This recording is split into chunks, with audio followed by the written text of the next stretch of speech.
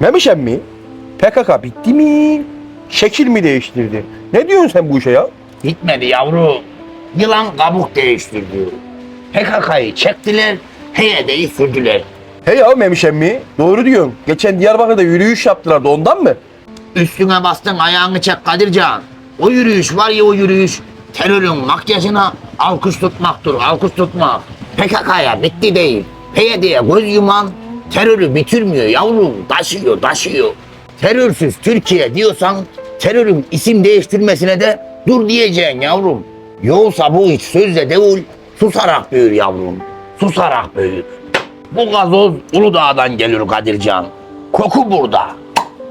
Emme koku dışarıda olanın adını sen kosan da talimatını Washington verir.